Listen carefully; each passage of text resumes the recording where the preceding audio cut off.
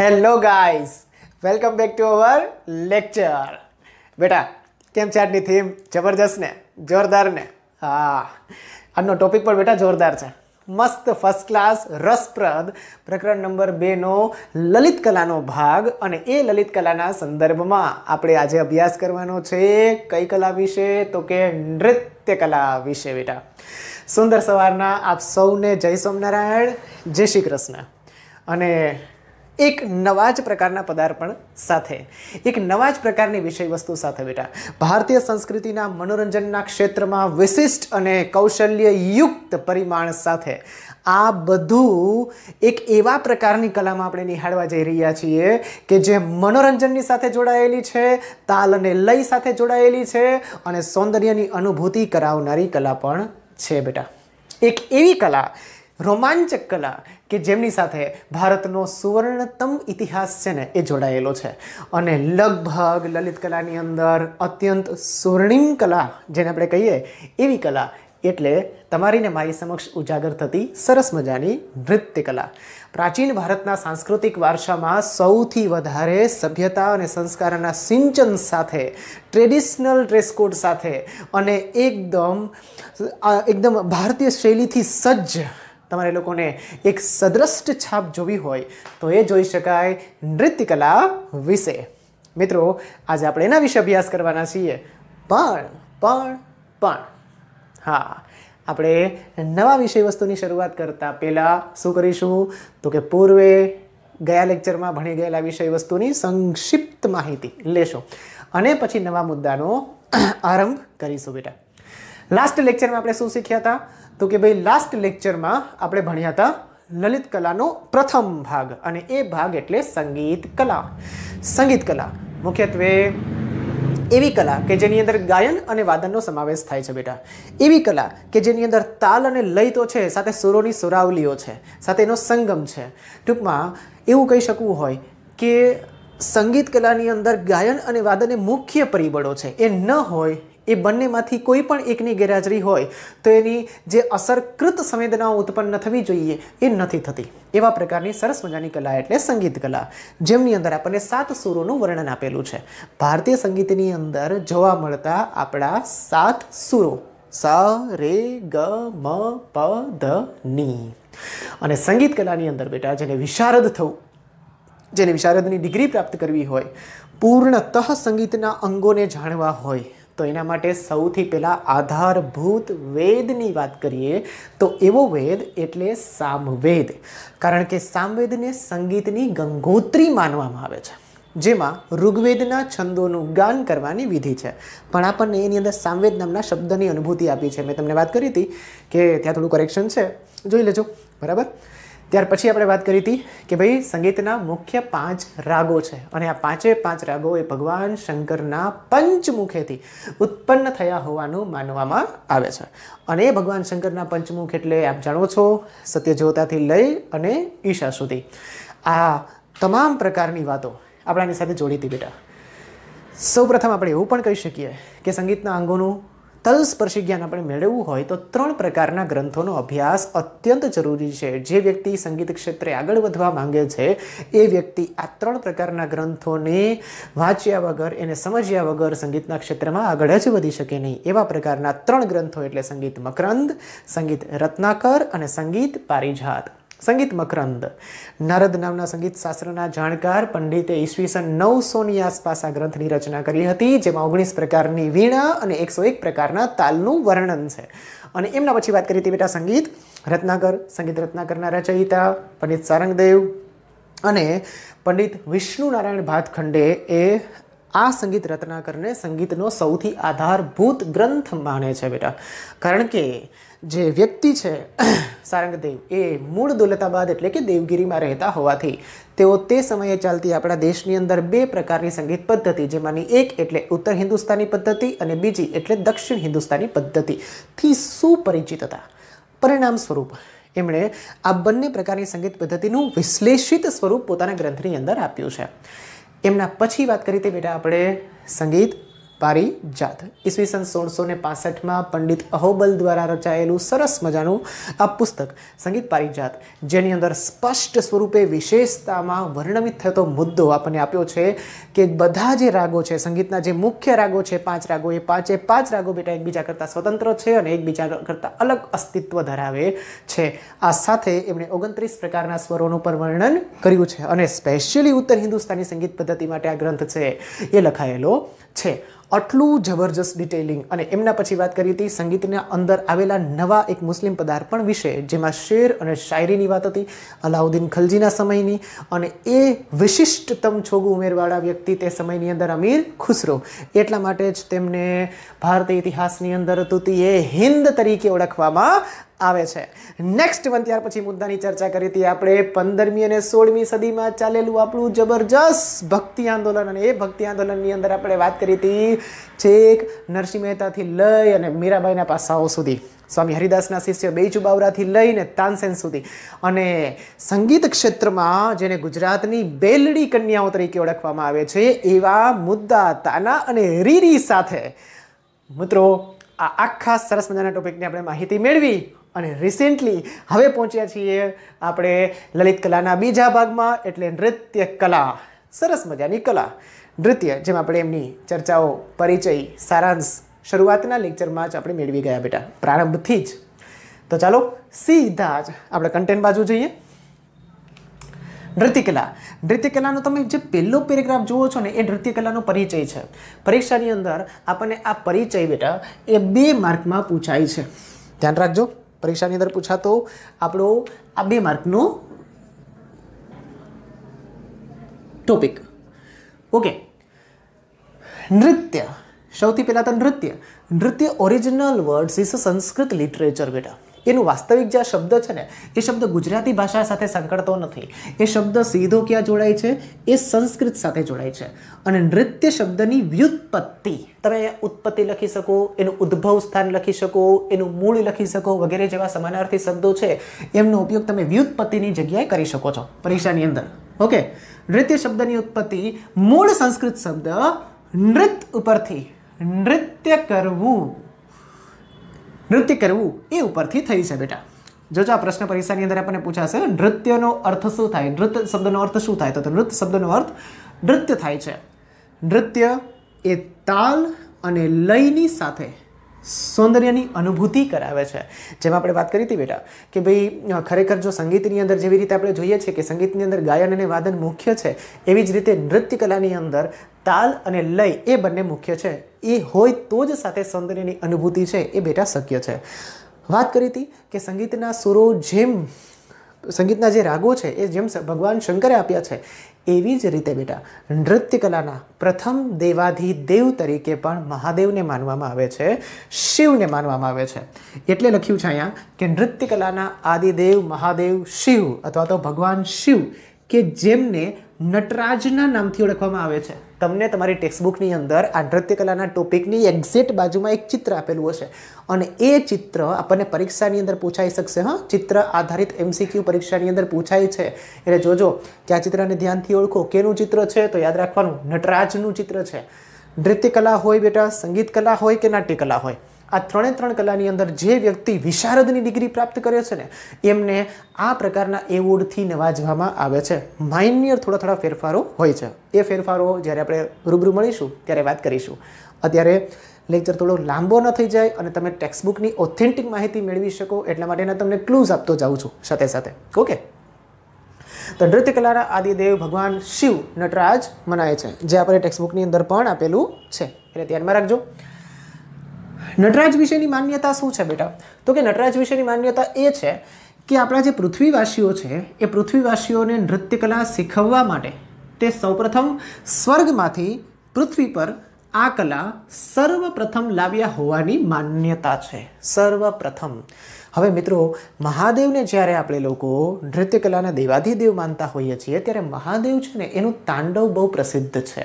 અને કોઈ પણ નૃત્યની અંદર મોટા ભાગે એના બે પ્રકારો હોય, એક છે તાંડવ અને બીજું છે લાસ્ય. બરાબર છે. તો હવે આ તાંડવ અને લાસ્ય, તાંડવ એટલે અત્યંત ક્રોધાયમાન, એકદમ એગ્રેસિવનેસમાં એ નૃત્ય થતું હોય, અને લાસ્ય એટલે પ્રેમ અને સંવેદનાનો અનુભવ કરાવતું નૃત્ય છે. એટલે લગભગ આપણા શાસ્ત્રીય નૃત્યના તમે બે પ્રકારો જોઈ શકશો. એક તો કે કહી શકાય તાંડવ અને બીજું કહી શકાય લાસ્ય. પણ ઉત્પત્તિ શરૂઆતમાં ક્યાંથી થઈ છે? તો કે તાંડવ નૃત્યથી ઉત્પત્તિ થઈ છે. અને પછી ભારતીય શાસ્ત્રીય નૃત્યમાં આપણે વાત કરીએ તો મુખ્ય શાસ્ત્રીય નૃત્ય કયા? એક વાત આપણે ભણી ગયા છીએ સંગીત કલાની અંદર, તમને ખ્યાલ હશે કે સંગીત કલાના આપણે મુખ્ય બે ભાગ પાડીએ, ભારતીય સંગીતના આપણે મુખ્ય બે ભાગ પાડીએ તો કયા કયા ભાગ પડે છે? તો કે એક જેને કહેવાય શાસ્ત્રીય સંગીત અને બીજું જેને કહેવાય લોક સંગીત. એવી રીતે અહીંયા પણ બે ભાગ પડશે બેટા, એક જેને કહેવાય શાસ્ત્રીય નૃત્ય અને બીજું જેને કહેવાય લોક નૃત્ય. શાસ્ત્રીય સંગીત પર શાસ્ત્રીય નૃત્ય આધારિત છે અને લોક સંગીત પર લોક નૃત્ય આધારિત છે. શાસ્ત્રીય સંગીતની અંદર શાસ્ત્રીય નૃત્યમાં શાસ્ત્રીય વાદ્ય હોય છે. કેવો અટપટો શબ્દ છે. શાસ્ત્રીય સંગીતમાં શાસ્ત્રીય વાદ્ય સાથે શાસ્ત્રીય નૃત્ય ભજવાય છે. એવી જ રીતે લોક નૃત્યમાં લોક સંગીત સાથે લોકવાદ્ય જોડાય છે. બરાબર. તો આ થોડી થીમ એ તમારા માટે યાદ અપાવી દઉં. આપણે મૂળ અત્યારના સમયમાં સૌથી પહેલાં કેની વાત કરીએ છીએ? તો કે ભાઈ ભારતીય નૃત્યની વાત કરીએ છીએ. તો એ ભારતીય નૃત્યમાં સૌથી પહેલું આપણને અહીંયા આપ્યું છે ભરતનાટ્યમ, ભરતનાટ્યમ, બીજું છે કુચીપુડી, ત્રીજું છે કથક, કથકલી, ઓડિસી અને મણિપુરી. જબરજસ્ત નૃત્યો છે બેટા.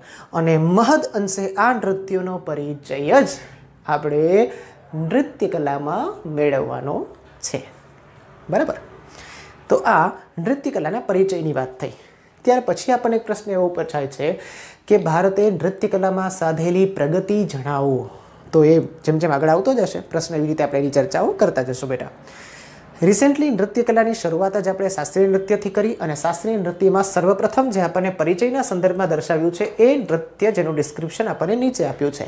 એટલે કહી શકાય ભરતનાટ્યમ. ભરતનાટ્યમનો ઇનિશિયલ પેરેગ્રાફ બેટા, ઇનિશિયલ પેરેગ્રાફ પણ આપણને પરીક્ષા રિલેટેડ 2 માર્કમાં પૂછાઈ શકે, એટલે પરીક્ષામાં ધ્યાનમાં રાખજો. ઓકે. ભરતનાટ્યમ. તો હવે આ ક્યાંથી ઉદ્ભવિત થયું તેનો થોડોક પરિચય આવશે. ભરતનાટ્યમનું ઉદ્ભવ સ્થાન એ તમિલનાડુનો, જો આ પ્રશ્ન પરીક્ષા માટે ધ્યાનમાં રાખવાનું બેટા, જોડકામાં પણ આપણને પૂછાય છે, સાથે સાથે ખાલી જગ્યા, ખરા ખોટા અને એમસીક્યુમાં તો છે જ. ભરતનાટ્યમનું ઉદ્ભવ સ્થાન તમિલનાડુનો તાંજોર જિલ્લો ગણવામાં આવે છે. ભરત મુનિએ રચેલું નાટ્યશાસ્ત્ર, ભરત મુનિએ રચેલું નાટ્યશાસ્ત્ર અને નંદિકેશ્વર રચિત અભિનવ દર્પણ, આ બંને પુસ્તકો છે. જેવી રીતે સંગીત કલામાં વિશારદ થવું હોય અને સંગીત કલાનું સંપૂર્ણ જ્ઞાન તમારે જોઈતું હોય તો તમારે સામવેદ જોવો પડે, તમારે સાથે સાથે એની અંદર સંગીત મકરંદ, સંગીત રત્નાકર અને સંગીત પારિજાતનો પરિચય મેળવવો પડે. એવી જ રીતે તમારે ભરતનાટ્યમ શીખવું હોય બેટા તો ભરતનાટ્યમના આધાર સ્ત્રોત ગ્રંથ 2 છે. એક ભરતમુનિ રચિત નાટ્યશાસ્ત્ર અને નંદિકેશ્વર રચિત અભિનવ દર્પણ. બલકે હું તો એવું કહીશ કે મોટાભાગે ભરતનાટ્યમ જ નહીં પણ આપણા જેટલા શાસ્ત્રીય નૃત્ય છે એ શાસ્ત્રીય નૃત્યની અંદર આપણી જે ભારતીય પ્રારંભિક નૃત્ય મુદ્રાઓ છે એ દરેક નૃત્ય મુદ્રાઓને એકદમ વ્યવસ્થિત રીતે શીખવા માટે થઈ અને આ વસ્તુ જરૂરી છે બેટા. દક્ષિણના જેટલા રાજ્યો છે એમાંનું તમિલનાડુ છે, સાથે કહી શકાય કર્ણાટક, સાથે કહી શકાય આંધ્રપ્રદેશ, સાથે કહી શકાય કેરળ. તો આ તો એવા સ્ટેટ છે કે જેમની અંદર જે કોઈ પણ વિદ્યાર્થી કે વિદ્યાર્થીની એ શાળા સ્તરે ભણતો હોય તો એમને કમ્પલસરી સબ્જેક્ટ તરીકે એમના શાસ્ત્રીય નૃત્યોને ત્યાં શીખવાડવામાં આવે છે. અને જરૂરી છે મે બી પોસિબલ 12મા સુધી એ લોકો છે એ આ પ્રકારની પરંપરાઓ જાળવી રાખે છે બેટા અને શીખે છે, જેથી કરી અને એ પોતાના ભારતીય સ્થાનિક વારસાથી જોડાયેલો રહે. આ અત્યારના સમયમાં બહુ જ જરૂરી બાબત છે કે આપણે મૂળ આપણા શાસ્ત્રીય નૃત્યને ભૂલતા જઈએ છીએ અને અત્યારે મોટાભાગે આપણને હિપહોપ ને કન્ટેમ્પરરીને જિમ્નેસ્ટિક ને કસરતના દાવને મોટાભાગે દેશી ભાષામાં વાંદરા વેળા થતા હોય ને એવા આપણે લોકો ડાન્સ કેવો જબરજસ્ત ડાન્સ કરે છે. હવે એક વસ્તુ જુઓ બેટા, હશે એની ટ્રેડિશન્સમાં કે એના લેવલમાં એ પ્રકારના ડાન્સ હશે, પણ શાસ્ત્રીય સંગીત ઉપર શાસ્ત્રીય નૃત્ય જે થાય છે ને, એ નૃત્યની પાછળની જે કથાઓ છે એ કથાઓને આંગિક અભિનયમાં એવી રીતે મુદ્રિત કરવામાં આવી છે કે ખરેખર એને વ્યવસ્થિત સમજીએ તો અદ્ભુત બાબતો છે. એટલે ભારતીય નૃત્ય છે ને ખરેખર વિદેશના નૃત્યની સાથે એ અનકમ્પિટેબલ છે, એની સરખામણી કરી જ ન શકાય બેટા, એવું જબરજસ્ત છે, અનબીટેબલ પણ કહી શકાય. ભરત મુનિએ રચેલું નાટ્યશાસ્ત્ર અને નદીકેશ્વર રચિત અભિનવ દર્પણ, આ બંને ગ્રંથો, ખાલી જગ્યામાં આપણને પરીક્ષામાં પ્રશ્ન પૂછાશે, યાદમાં રાખવાનું, એ ભરતનાટ્યમના મુખ્ય આધાર સ્ત્રોત છે. ભરતનાટ્યમ શબ્દ ઉપરથી મોટાભાગે આપણને માહિતી એવી મળે છે કે જેમની અંદર રામાયણના મોટાભાગના કથા પ્રસંગોને નૃત્યના સ્વરૂપમાં રજૂ કરવામાં આવતા હશે. આવા સરસ મજાના નૃત્યની પરંપરા જો વિશ્વ લેવલે ઉજાગર કરવામાં સહયોગી ભૂમિકા ભજવી હોય અને જેમના કારણે આપણો આ વારસો છે એ અત્યારના સમયમાં દિવગંત સુધી પહોંચ્યો હોય, સારી સિદ્ધતમ બાબતો સુધી પહોંચ્યો હોય, તો એમાંના વ્યક્તિઓ જવાબદાર છે બેટા. આ વ્યક્તિઓને કારણે જ દેશ વિદેશમાં ભરતનાટ્યમની ખ્યાતિ આજની તારીખમાં વખણાય છે. અને એટલું જ નહીં, પણ વિદેશીઓ પણ આ પ્રકારના નૃત્યને ખૂબ જ સરસ શીખવા માટે થઈને એ વ્યાકુળ છે. એટલે જરૂરી છે. પહેલું કયા કયા વ્યક્તિઓ? તો કે મૃણાલિની સારાભાઈ, ગોપીકૃષ્ણ, બે વ્યક્તિઓ તો એવા છે, એમાં પણ ગોપીકૃષ્ણ તો એવા છે, one of the most famous dancer is the Bharatanatyam classifications. એક એવા પ્રકારના નૃત્ય સાથે, ભરતનાટ્યમ નૃત્ય સાથે જોડાયેલા છે કે જેમણે પોતાના જીવનકાળની અંદર ઓબિસિયલી 2000થી વધારે નૃત્ય કર્યા છે બેટા. અને દેશ વિદેશમાં આપણા નૃત્યની છે એમણે નામનાઓ અપાવી છે, એવા વ્યક્તિ. અને સાથે ફિલ્મ ક્ષેત્રની જાણીતી અભિનેત્રીઓ, ફિલ્મ ક્ષેત્રની એટલે કે એક વૈજયંતી માલા. તમારા દાદાને ખબર હશે વૈજયંતી માલા વિશે, તમારા પપ્પાને પણ થોડી ઘણી ખબર હશે, પણ આપણા પપ્પાને વધારે ખબર હશે એમના સમયની આ ફેમસ હિરોઈન હેમા માલિની. આમ તો તમને પણ એના વિશે મોટાભાગે ખબર હશે, ડ્રીમ ગર્લના નામથી એને સંબોધવામાં આવતી એક સમયમાં. આ બંને જે અભિનેત્રીઓ છે એ અભિનેત્રીઓનો તો બહુ જ મોટો ફાળો રહ્યો છે. આટલું જ નહીં બેટા, પણ હેમા માલિની જેવા અભિનેત્રીએ તો મુંબઈની અંદર સ્પેશિયલી ભરતનાટ્યમ માટેની સ્કૂલ પણ ચાલુ કરી છે. અને એ આજની તારીખમાં પણ ત્યાં ભરતનાટ્યમ છે એ વ્યવસ્થિત સારામાં સારી રીતે શીખવાડે છે. મૂળ એ પોતે પણ ભરતનાટ્યમની અંદર વિશારદની ડિગ્રી પ્રાપ્ત કરી ચૂકેલા છે. એટલે આવા જબરજસ્ત વ્યક્તિઓ છે, એમને કારણે આપણું જે નૃત્ય છે એ નૃત્ય આજની તારીખમાં જળવાયું છે. એટલે જ લખ્યું છે કે આ પ્રાચીન પરંપરાનો વારસો આજે પણ આ વ્યક્તિઓએ જાળવી રાખ્યો છે. નૃત્ય શીખવું, શીખવાડવું અને એને સાતત્યપૂર્ણ રીતે વિકસિત કરવું, આ ત્રણેય બાબતો બેટા અલગ અલગ છે. કારણ કે કોઈ પણ ક્ષેત્રમાં તમારે જ્યારે આગળ વધવું હોય ત્યારે તમારે સંપૂર્ણ કોન્સન્ટ્રેશન, પૂરી એકાગ્રતા સાથે તમારે એની અંદર મગ્ન થવું પડે. ત્યારે આ બાબતો આપણે લોકો શીખી શકીએ. બરાબર? દરેક ક્ષેત્રમાં તમે જાઓ ત્યારે એ ક્ષેત્રની અંદર તમે જ્યાં સુધી એ ક્ષેત્રને પી નથી જતા બેટા, એની અંદર પૂરા ઓળઘોળ નથી થઈ જતા, ત્યાં સુધી એ ક્ષેત્રની પૂર્ણતમ માહિતી છે એ આપણે ખેંચી શકતા નથી. એટલે જરૂરી છે આ પ્રકારનો વારસો આજની તારીખમાં પણ આ દરેક વ્યક્તિઓને કારણે ટકી શક્યો છે. આગળ જતાં તમારે નવી પેઢીઓને એને સાચવવાનો રહેશે. તો આ કંઈક ભરતનાટ્યમની સંક્ષિપ્ત માહિતી આપણને અહીંયા આપી છે. સાથે કીધું છે કુચીપુડી નૃત્ય, એના પછીનું બીજું નૃત્ય છે કુચીપુડી. કુચીપુડીનું ઇનિશિયલ ટાઇટલ પણ આપણને પરીક્ષાની અંદર 2 માર્કમાં પૂછાશે બેટા. જેવી રીતે ભરતનાટ્યમના મુખ્ય આધાર સ્ત્રોત અહીંયા વાત કરીએ આપણે લોકોએ, અભિનવ દર્પણ છે, એવી જ રીતે જો અહીંયા વાત કરીએ મિત્રો આપણે લોકો, તો આ નૃત્યની વિશેષતા શું છે? એક તો સૌથી પહેલાં આ નૃત્ય છે ને એની રચના 15મી સદીના સમયમાં થઈ છે. 15મી સદીના સમયમાં ભરતનાટ્યમની આપણે લોકો એવું કહી શકીએ કે જ્યારે એનું તો અસ્તિત્વ, ભરતનાટ્યમનું અસ્તિત્વ તો ક્યારથી જોડાયેલું છે? આપણા દેશની અંદર ગુપ્ત વંશથી બેટા ભરતનાટ્યમનું અસ્તિત્વ છે ને એ જોડાયેલું છે. એટલું જ નહીં, સાથે સાથે પણ નૃત્ય એટલે તે સમયના દેવી દેવતાઓને ખુશ કરવા માટે પણ મંદિરની અંદર આરતીઓની સાથે જ્યારે એને મનોરંજનની કલા સાથે જોડવામાં આવતું. એટલે તે સમયે નૃત્યાંગનાઓ અને નર્તકો આ બંનેની પણ તે સમયે એક અલગથી ભરતી થતી. અને ન માત્ર રાજાઓના મનોરંજન માટે પણ તે સમયે આધ્યાત્મિકતાના સ્તર ઉપર પણ નૃત્યને જાળવી રાખવાના પ્રયત્નો થતા. એવા જ પ્રકારનું નૃત્ય અહીંયા આપણને આપ્યું છે, કુચીપુડી નૃત્ય.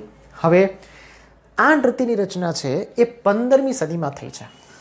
15મી એની ઉત્પત્તિ એ ધ્યાનમાં રાખજો પરીક્ષાની અંદર.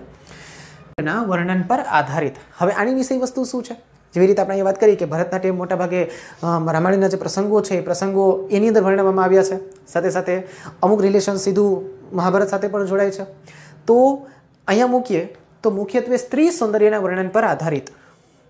બેઝિકલી કુચીપુડી નૃત્યની અંદર સ્ત્રીઓના સૌંદર્યની વધારે વાત છે. અને સાથે સ્ત્રીઓ અને પુરુષો એ બંને દ્વારા, સ્ત્રીઓ અને પુરુષો એ બંને દ્વારા આ કુચીપુડી નૃત્ય કરાય છે. એવું કીધું છે કે આ નૃત્યની અંદર જે કાંઈ પણ ભારતીય નૃત્ય છે, આપણું ભારતીય નૃત્ય છે, એ ભારતીય નૃત્યની પાયાની મુદ્રાઓ એટલે સૌથી પહેલાં જે આપણે પદ્મ મુદ્રાઓ કહીએ છીએ બેટા, હસ્ત મુદ્રાઓ કહીએ છીએ, સાથે સાથે આંગિક મુખ મુદ્રાઓ કહીએ છીએ, એ બધી જ મુદ્રાઓ છે ને એ કુચીપુડી નૃત્યની અંદર ઓલમોસ્ટ બેટા વણી લેવામાં આવી છે. આ એક નવીનતમ બાબત. આ નૃત્ય વધારે આંધ્રમાં વિશેષ પ્રચલિત છે બેટા. આંધ્રની અંદર તો કૃષ્ણા જિલ્લો છે ને, કૃષ્ણા જિલ્લાની અંદર તો એક કુચીપુડી નામનું આખું ગામ છે અને એ ગામની અંદર જ મુખ્યત્વે આપણે એવું કહી શકશું કે અસ્તિત્વ પામ્યો છે. જેવી રીતે ભરતનાટ્યમનું ઉદ્ભવ સ્થાન તમિલનાડુનો તાંજોર જિલ્લો છે, એવી જ રીતે કુચીપુડી નૃત્ય જે છે એનું ઉદ્ભવ સ્થાન આંધ્રપ્રદેશમાં કૃષ્ણા જિલ્લો છે. ઓકે, કૃષ્ણા જિલ્લો છે.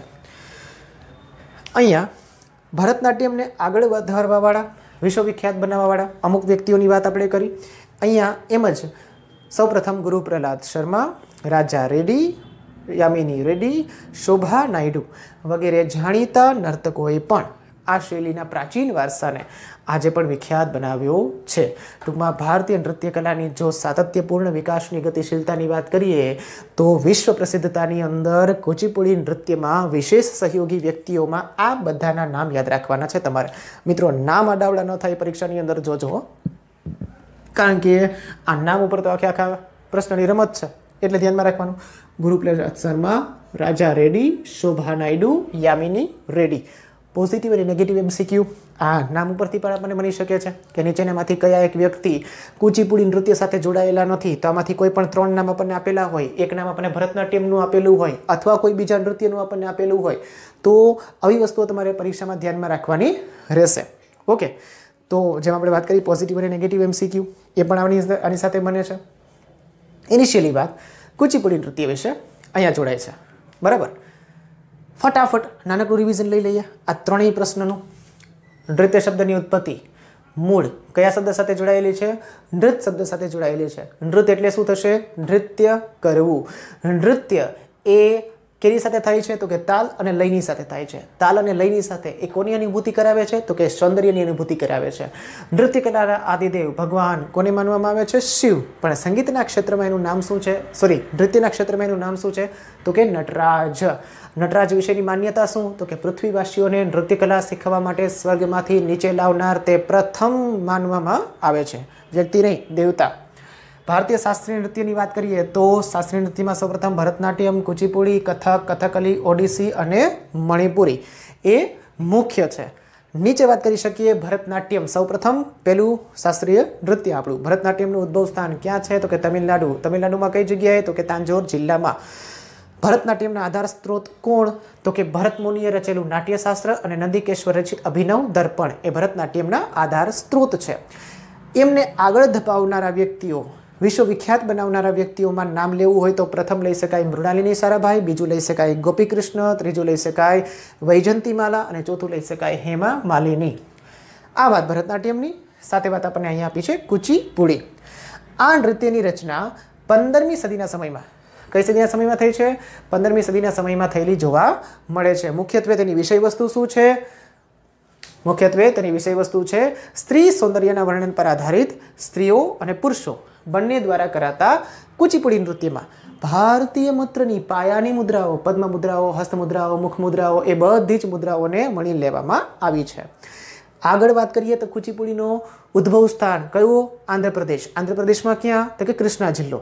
અહીંયા પણ ગુરુ પ્રહલાદ શર્મા, રાજા રેડ્ડી, યામિની રેડ્ડી અને શોભા નાયડુ જેવા જાણીતા નર્તકોએ બેટા આ શૈલીના પ્રાચીન વારસાને આજે પણ વિખ્યાત બનાવ્યો છે. આ sentence made up this sentence તમે બનાવી શકશો બેટા વાક્ય રચના.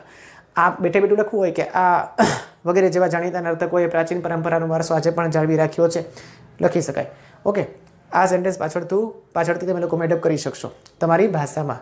તો મિત્રો 3 પ્રશ્નોની આપણે વાત કરી કુચીપુડી નૃત્ય, અને હવે સમજીશું આગળ આપણે લોકો કથકલી વિશે. ઓકે, હા તો બેટા 2 પ્રકારના નૃત્યોની આપણે વાત કરી.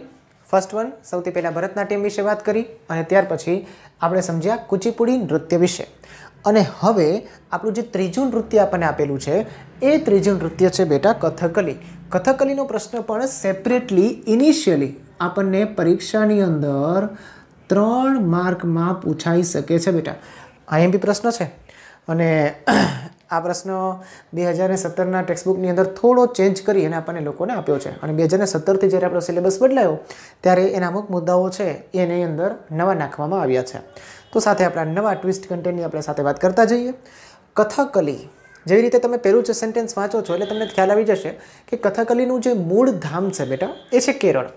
જેવી રીતે ભરતનાટ્યમનું મૂળ ધામ તમિલનાડુ કહી શકાય, જેવી રીતે કુચીપુડીનું મૂળ ધામ આંધ્રપ્રદેશ કહી શકાય, એવી જ રીતે કથકલીનું જે મૂળ ધામ છે એ છે કેરળ. ખાસું એવું કથકલી જે નૃત્ય છે એ સૌથી વધુ કેરળમાં પ્રસિદ્ધ છે. હવે શું છે આ નૃત્યની અંદર? તો અહીંયા જુઓ, કથકલી શબ્દ કોની સાથે સંકળાયેલો છે? તો કે કથકલી શબ્દ છે એ મોટાભાગે પૌરાણિક મહાકાવ્યો, પૌરાણિક કાળ એટલે શું થાય? તો કે પુરાણોમાં જે વાતનો ઉલ્લેખ છે, પુરાણોમાં જે ઘટનાનો ઉલ્લેખ છે એ ઘટનાને વર્ણવિત કરતો વિષય એટલે એને પૌરાણિક સમય કહેવાય બેટા, પૌરાણિક કાળ કહેવાય. બરાબર, ઐતિહાસિક વાત નહીં પણ પૌરાણિક વાત કે જેનો માત્ર ને માત્ર પુરાણોમાં જ ઉલ્લેખ છે, બાકી ક્યાંય ઉલ્લેખ જોવા મળતો નથી એટલે એને પૌરાણિક કાવ્ય કહેશું. અહીંયા પૌરાણિક મહાકાવ્યો સાથે સંબંધ છે. બીજું કીધું છે સાથે મહાભારતના પ્રસંગો. મહાભારતના પ્રસંગો તો લગભગ બધા જ શાસ્ત્રીય નૃત્યના મૂળમાં છે બેટા, પણ આમની અંદર વિશેષ છે. સાથે ત્રીજું કીધું છે સંસ્કૃત મલયાલમ મિશ્રિત નાટકો. સંસ્કૃત મલયાલમ મિશ્રિત નાટક. મૂળ કેરળની ભાષા તમે જાણો છો કે કેરળની ભાષા કઈ છે? તો કે મલયાલમ. આવું કંઈક મલયાલમ ભાષા વિશે આપણે પહેલા પ્રકરણમાં પણ ભણી ગયા છીએ. દ્રવિડોની મૂળ ભાષા છે બેટા. દ્રવિડોની મૂળ 4 ભાષા તમિલ, તેલુગુ, કન્નડ અને મલયાલમ. એમાંની આ ભાષા પાછળથી જે બની એને આપણે કહીએ છીએ કથકલી. એટલે કે મલયાલમ નાટકો જે છે એ મલયાલમ મિશ્રિત નાટકો પાછળથી જે કહેવાયા બેટા એ કથકલી કહેવાયા. હવે કથકલીની વેશભૂષા કેવી છે? જબરજસ્ત વેશભૂષા છે બેટા. કથકલીની વેશભૂષા એ સુંદર ઘેરદાર કપડાવાળી હોય છે. સુંદર, એકદમ ઘેરદાર કપડાવાળી. તમે લિટરલી તમને કદાચ જોયું હશે કે એનો જે પહેરવેશ છે ને ટ્રેડિશનલ આખો ચહેરો છે, ચહેરો આખો ચિત્રામણ કરેલો હોય, માથે મોટો મુગુટ હોય અને ફરતો એક મોટો ઘેર આખો ટ્રેડિશનલ ડ્રેસ છે ને એને પહેરેલો હોય બેટા. આના ઉપરથી જ આપણી પાત્રને ઓળખવું પડે છે. જનરલી એ પાત્ર કેવા હોય છે? તો કે તેના પાત્રોને તમારે ઓળખવા હોય તો તેમના ચહેરા ઉપર વિશિષ્ટ જે ચિત્રામણ થયું હોય એ ચિત્રામણને તમારે સમજવું પડે. બેઝિકલી 3 પ્રકારના રંગો સાથે ભજવાય છે બેટા. લાલ હોય છે, ગ્રીન હોય છે અને સાથે છે એ મોટાભાગે જનરલી થોડો બ્લુ હોય છે. પણ રેડ અને ગ્રીન એના એ મુખ્ય કલર છે અને એમના ચહેરાના પાત્રો ઉપરથી આપણને એ પાત્ર કયું એક નાટકનું જે લોકપ્રિય પાત્ર છે ભજવવા માટે માંગે છે એની વિશેષતમ વાત છે ને એ આની અંદર થયેલી હોય છે. એટલે એવું કીધું છે આપણને કે તમારે આ નૃત્યને સમજવું હોય તો સૌપ્રથમ તમારે આઈડેન્ટિફાઈડ કરવા પડે તેના પાત્રોને કે કયા પ્રકારનો રોલ ભજવવાના છે. હવે કયા પ્રકારનો રોલ ભજવવાના છે કેમ ખબર પડે? તો કે એના ચહેરા ઉપર થયેલું જે વિશિષ્ટ ચિત્રામણ છે જે રેડ અને ખાસ કરીને ગ્રીનનું છે આપણને જોવા મળે છે, તો એ ચિત્રામણને આપણે સમજવું પડે. આ નૃત્યમાં નટ એટલે નર્તક, જે વ્યક્તિ પોતે આ પાત્ર ભજવતો હોય છે એ નટ કલાત્મક મુગુટ ધારણ કરે છે. સાથે એક જ તેલનો દીવો હોય છે અને એ દીવાના તેજથી પ્રકાશિત રંગમંચ પર પડદા પાછળ આવીને પોતાની સંગીતમય ઓળખ આપીને ત્રણેય લોકના પાત્રોને ચહેરાના હાવભાવ સાથે અને હસ્તમુદ્રાથી જીવંત કરે છે બેટા. હવે તમારે ચહેરાના હાવભાવથી જ એને સમજવાનું છે. એટલે બેઝિકલી તમે એના ડ્રેસ કોડ ઉપરથી તો તમને ખબર નહીં પડે કે કયો નટ છે એ એની અંદર સ્ત્રી અને પુરુષ કોણ, બરાબર? કારણ કે આખું ચહેરાનું ચિત્રમણ જ એ પ્રકારનું હોય છે, જબરજસ્ત હોય છે. હું તમને એક ફોટો મૂકીશ, તમને ખ્યાલ આવશે કે એનું જે વિશિષ્ટતાનું લક્ષણ છે એ કેવા પ્રકારનું છે, બરાબર? ચહેરાનો હાવભાવ હસ્તમુદ્રાથી જીવંત થાય છે. મોટા ભાગની વિષય વસ્તુ શું હોય છે બેટા? તો કે કથકલીની અંદર જે વસ્તુઓ ભજવાય છે ને એ ટ્રેડિશનલી તમે એવું કહી શકશો કે 1.5 કલાકનો આખો એક ડ્રામા પીરિયડ હોય છે અને એમની અંદર આખો તમે લોકો જુઓ તો તમને એક ડ્રામા પ્લેલિસ્ટ થતો હોય ને એવું દેખાય. નૃત્ય ઓછું ને એની અંદર એક ડ્રામા એક્ટિંગનો પીરિયડ વધારે હોય છે. સાથે એવું કહી શકાય કે એની અંદર મોટાભાગે રામરાવણ યુદ્ધ છે, જટાયુ વધ છે, પછી નળ દમયંતીની કથાઓ છે. આ બધા જે છે ને એ એના મૂળ પાત્રો છે અને મૂળ વિષય વસ્તુ છે અને એમના આધાર ઉપર એ વધારે પ્રકારે ભજવાય છે. તો આ થોડીક સંક્ષિપ્ત માહિતી આપણને કથકલીના નૃત્ય સાથે આપી છે. એમાં પણ મુખ્ય એવા વ્યક્તિઓ છે કે જેમને કારણે આપણું જે નૃત્ય છે એ દેશ વિદેશમાં વિખ્યાત થયું છે, દેશ વિદેશમાં ખ્યાતિ પામ્યું છે. તો હવે એ વ્યક્તિઓ કયા? તો કે એમાં સૌથી પહેલાં એવું લઈ શકશું કેરળના જે મૂળ કવિ છે શ્રી વલ્લથોડ. એમણે ત્યાં કેરળની અંદર કલામંડલમની સ્થાપના કરી છે બેટા. કલામંડળ કથકલી જેને આપણે કહીએ છીએ. આ કલામંડળ કથકલીનો પ્રશ્ન પણ પરીક્ષામાં પૂછાય છે, ધ્યાનમાં રાખજો. કલામંડળ કથકલીની સ્થાપના કોણે કરી? તો કે કેરળના કવિ શ્રી વલ્લથોડે કરી. અને એમની અંદર ટ્રેનિંગ લીધેલા વ્યક્તિઓમાં પહેલું કહી શકાય કલામંડલમ, કૃષ્ણપ્રસાદ, શિવરામન વગેરેએ આ શૈલીને દેશ વિદેશમાં નામના અપાવી છે. એટલે જેવી રીતે ભરતનાટ્યમના જાણીતા નર્તકો છે, કુચીપુડીના જાણીતા નર્તકો છે, એવી જ રીતે કથકલીના પણ જાણીતા નર્તકો આપણને જોવા મળે છે. અહીંયા સેમ કન્ડિશન, જેવી રીતે કથકલી છે એવી જ રીતે આપણને સાઈડમાં અહીંયા કથક નૃત્ય આપેલું છે. કથક નૃત્યનો પણ ઇનિશિયલ પેરેગ્રાફ 2 માર્કમાં ઓલ્ડ સિલેબસમાં આપણને ઘણી વખત પૂછાઈ ગયો છે મેઇન એક્ઝામની અંદર. એ પછી 2016 પછી આપણને ક્યારેય આ પ્રશ્ન પૂછાણો નથી. કથન કરે સો કથક કહાવે. હા, આ MCQ છે બેટા. કથન કરે સો કથક કહાવે. આ જે વાક્ય છે ને એ વાક્ય ઉપરથી જ કથક નૃત્ય ઉતરી આવ્યું છે. આ વાક્યમાં જ ઘણું બધું છે. વાક્ય જ આપણને એ સમજાવે છે કે ખરેખર આ જે બાબત છે ને બેટા, કથન એટલે આની અંદર નૃત્ય ઓછું અને કથાનક વિષય વસ્તુ છે એ વધારે હશે. મહાભારતમાં હવે એની કથાનક વિષય વસ્તુ શું છે? તો કે મહાભારતમાં શ્રી કૃષ્ણ ગોપીઓ સાથેના નૃત્યની કથાઓ આધારિત કથક નૃત્યનો વૈષ્ણવ સંપ્રદાયની શૃંગાર ભક્તિ સાથે ઉત્તર ભારતમાં વિકાસ થયો. હવે તમને એમ થશે કે સાહેબ આ ઉપરના બે જે વાક્યો છે એ વાક્યો પરથી આપણને એ ખબર પડતી નથી કે ઓરિજિનલી કથક નૃત્ય કયા રાજ્ય સાથે જોડાયેલું છે. જેવી રીતે ભરતનાટ્યમ તમિલનાડુ સાથે છે, જેવી રીતે કુચીપુડી આંધ્રપ્રદેશ સાથે છે, જેવી રીતે કથકલી કેરળ સાથે છે, એવી રીતે કથક કોની સાથે છે? તો કથક છે ને એ ઉત્તર પ્રદેશ સાથે જોડાયેલું છે. ધ્યાનમાં રાખજો બેટા. ઉત્તર ભારત એટલે અહીંયા આપણે એને કહી શકશું ઉત્તર પ્રદેશ સાથે જોડાયેલું છે.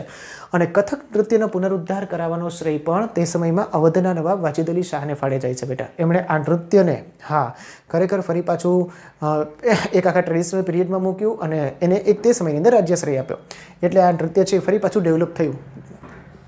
મુસ્લિમ સંપ્રદાયના વ્યક્તિ હતા પણ છતાં પણ આપણા એ રસપ્રદ જે આખી બાબતો છે એ કરી ચૂક્યા છે. બરાબર. એક આ નામ યાદ રાખજો, અવધના નવાબના ફાળે જાય છે. તેમાં એક પગ પર ગોળ ગોળ ફરવું. આ ધ્યાનમાં રાખજો. હવે એનું લક્ષણ શું છે? આ લક્ષણ છે બેટા. લક્ષણ કથક નૃત્યનું શું છે? તો કે તેમાં એક પગ પર ગોળ ગોળ ફરવું. મોટાભાગે તમે ચિત્રની અંદર જોઈ શકતા હશો. આપણે એવી થીમ બોર્ડવર્કની આજના દિવસમાં એ કથક નૃત્યના સંદર્ભમાં જ મૂકી છે.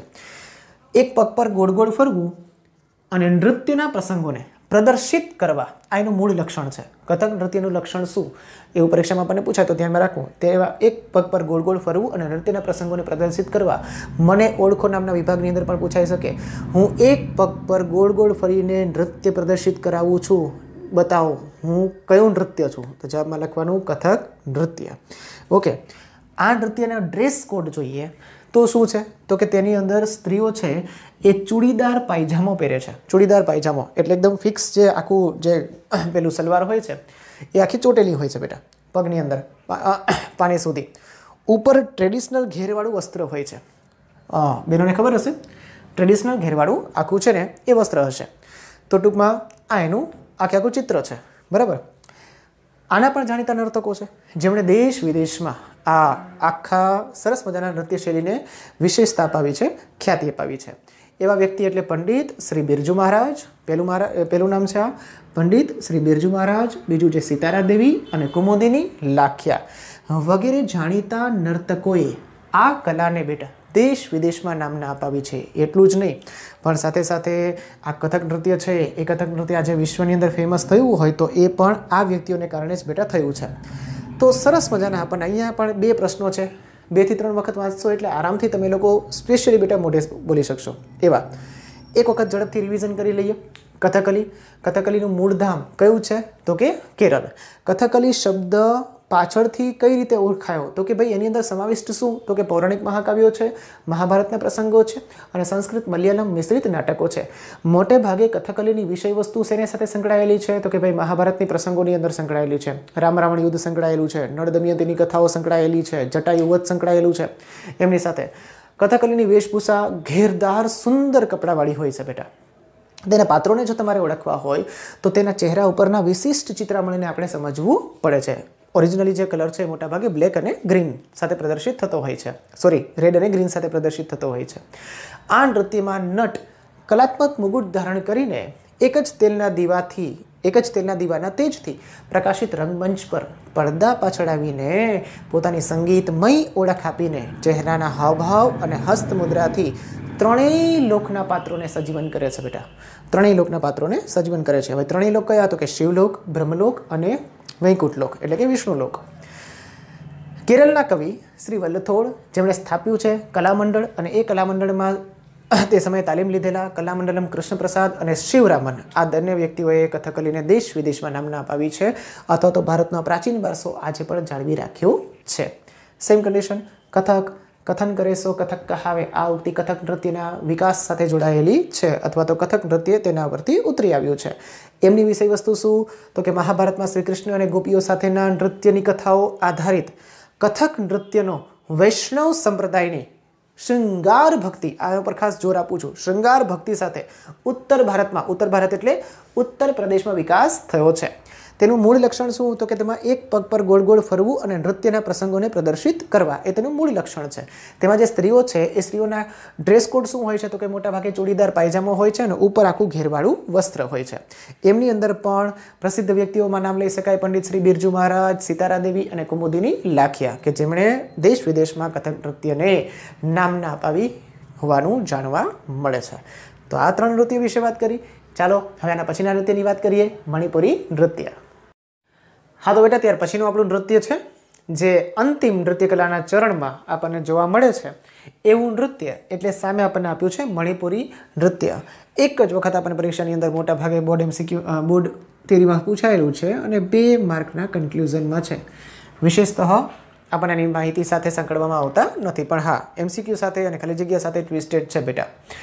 મણિપુરી નૃત્યની વાત કરીએ તો ઓરિજિનલી મણિપુરી નૃત્ય નામ ઉપરથી જ ખબર પડી જાય કે કોની સાથે જોડાયેલું હશે તો કે એ જોડાયેલું છે મણિપુર સાથે.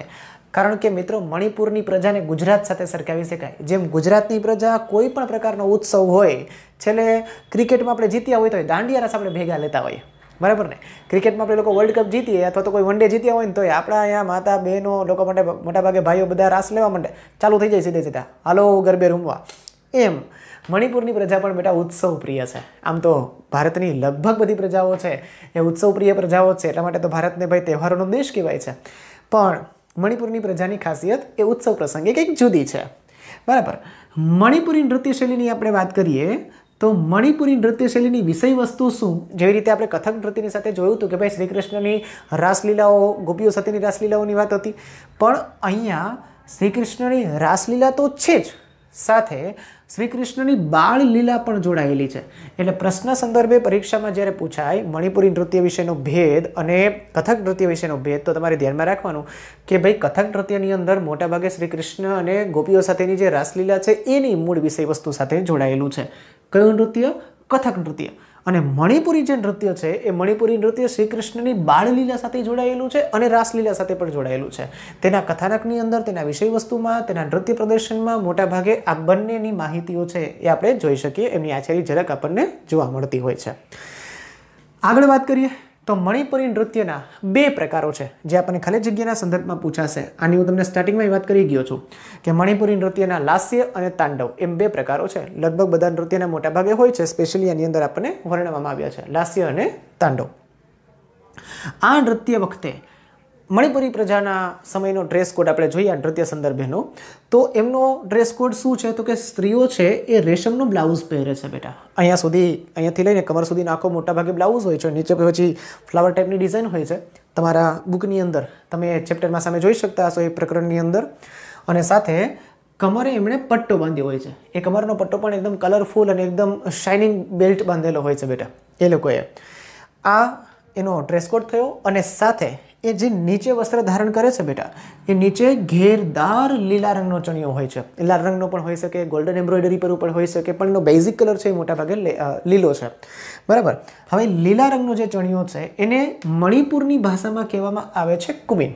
અને આ કુમિન પહેરી અને પછી એ આખો જે ટ્રેડિશનલ નૃત્ય છે એ ટ્રેડિશનલ વાદ્ય સાથે થતું આપણને જોવા મળે છે.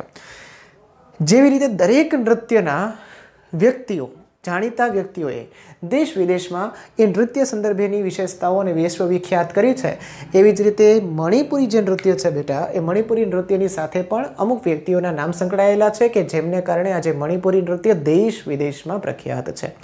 એમાંનું સૌથી પહેલું નામ થોડુંક અઘરું છે, ગુરુ ઓમો બિસિંગ.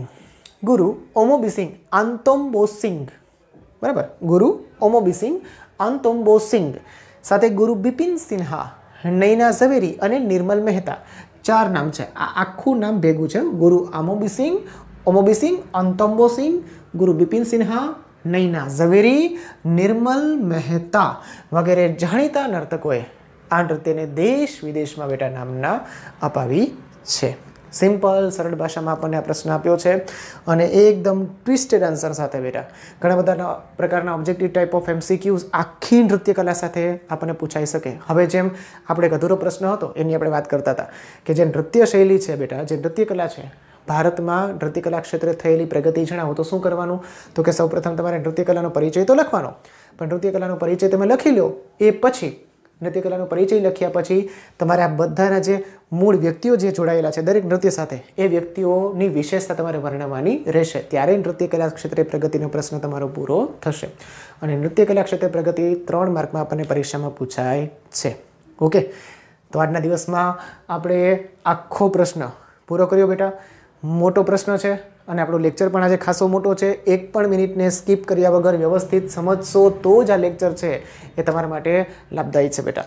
અને આઈ હોપ તમે ભણો છો બેટા, પૂરેપૂરું ધ્યાન દઈને ભણો છો, મને વિશ્વાસ છે અને આપ ભણશો જ બેટા. બરાબર છે.